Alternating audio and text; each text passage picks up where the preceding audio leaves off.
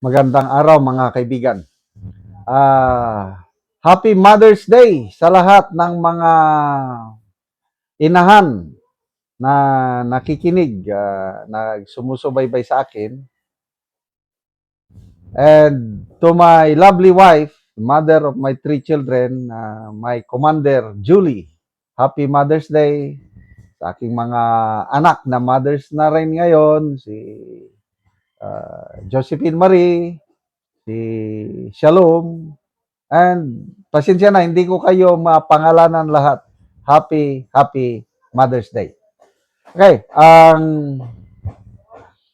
bigyan natin ng reaksyon, opinion ngayon itong post ni Christopher Barton. Sabi niya, my fearless forecast. Ang mga magboto not guilty na senator judges kung matutuloy ang impeachment trial. Tinignan ko, 14. Isa-isahin natin kung tama ba itong fearless forecast ni Mr. Christopher Barton. Sabi niya, Duterte Black, 5. Bongo, Robin Padilla, Amy Marcos, Rodante Marcoleta, Bato de la Rosa. Agree ako niyan. Hindi yan matitibag. Baliktarin man ang mundo, yung 5 na yan is Duterte forever. Kung may mga DDS, ito na yun. Die hard Duterte supporters, itong 5. Okay. So, sino yung siyam na maidagdag sa Duterte Black? Ito. Alan Peter Cayetano, Pia Cayetano, Loren Legarda, Chis Escudero, Joel Villanueva, JB Ejercito, Jingo Estrada, Mark Villar, and Camille Villar. Ano sa tingin nyo? Maasahan ba natin itong siyam? Isa-isahin natin. Yung magkapatid na Cayetano, para sa akin, maasahan. Nakita nyo nung nakidnap na si Tatay Digong? Ang talagang tumayo, of course, kasama si Senator Amy, nagtulungan, Senator Amy and Senator Cayetano, Alan Peter. Yung pag-imbestiga nila doon sa group effort, the 19th Congress ito, doon ko napatunayan ang loyalty ni Senator Alan Peter Cayetano kay Tatay Digong. Siyempre, running mate sila nung 2016 election. So dahil Maka Duterte, si Senator Alan Peter, ang kapatid niya na isa ring independent-minded, it goes along na silang magkapatid, boboto, acquittal ni BP Sara. Okay. Dito tayo kay Loren Legarda. Marami na akong nabasang post na ang isa daw sa mentor ni BP Sara ay itong si Loren Legarda. Nakita ko ang close relationship ng Duterte family at saka dito kay Loren. Kaya itong si Congressman Libeste, very proud siya to call himself as DDS. Lalo na ngayon na iniipit na ng Marcos Jr. administration si Congressman Libeste, sinisira nila kung anong klaseng paninira ang binabato sa kanya.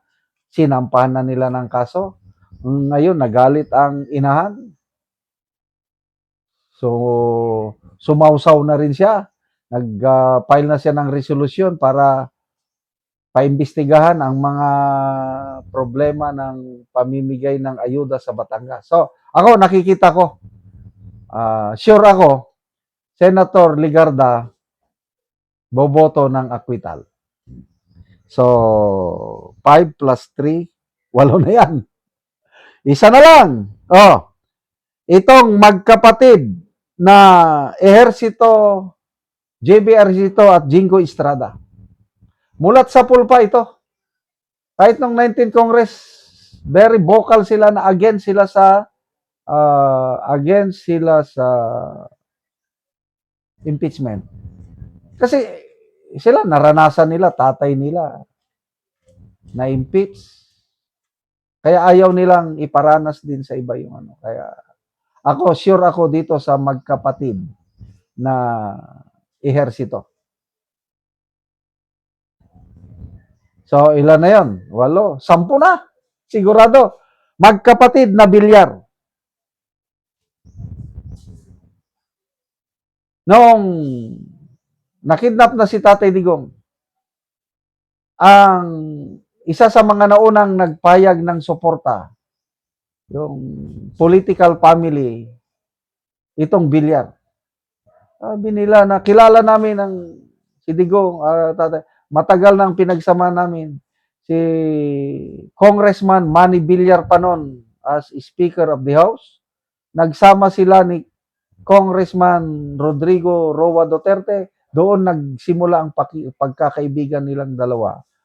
Kaya nung presidente na si Tatay Digong, kinuha niya ang DPWH Secretary si Mark Villar. And to me, satisfied ako sa build programs ng Digong administration at nandyan si Mark Villar. Nung midterm election, alanganin na si Camille Villar. In-endorse ni BP Sara. Yun. Nanalo.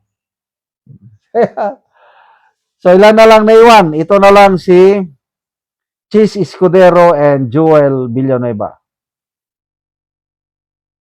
Ngayon, iniipit nila. So, ako, 50-50 ako.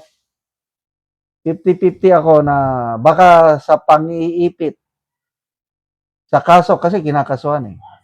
Posibleng bumaliktad or mag-abstain. Kaya lang, 40 nito, minus 2 ang alanganin, dito si panalo pa rin. Ako, may dagdag akong isa. Nako, sigurado ko na boboto acquittal ni BP Sara. Yan po si Senator Mig Zubiri. Kahit siya majority floor leader, but he is an independent-minded senator. Boboto yan ng acquittal. So, original list is 14. Idinagdag ko si Senator Migs Zubiri, 15. Pag bumaliktad si Escudero at Villanueva, okay lang. So, may 13 pa. Panalo pa rin tayo. Salamat mga kaibigan sa inyong pagsubaybay sa channel na ito. Nakakatulong kayo ng malaki sa tribong Talandig ng Bukidnon dahil ang sweldo natin sa channel na ito is pantulong po sa tribo. Namimigay tayo ng libreng yero at pako para makapagpatayo sila ng mas maayos na tirahan. Panoorin nyo ang video na ito. Karon na anak ko diri sa gipatindog sa balay sa Tabangan ng Yero. Sumuna ni ang gipatindog nga balay nga iyang pag-atupan sa gitabang nga yero. So muna ni ang yero nga among gihatag nga iyang giatop karon.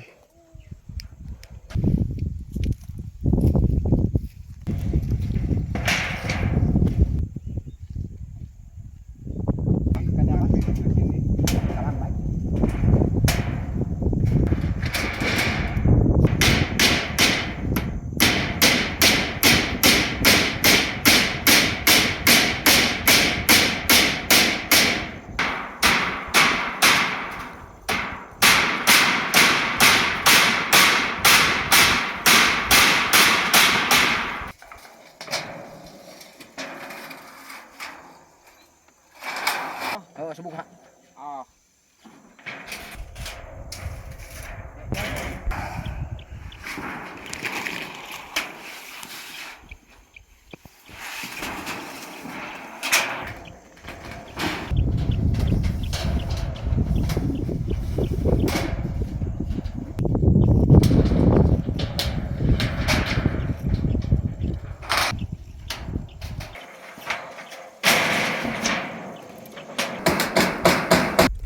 Ug karon humana gyud sa pag-atop ang ginatabang nga yero. So nakaatop na gid sila sa ilang gipatindog nga balay.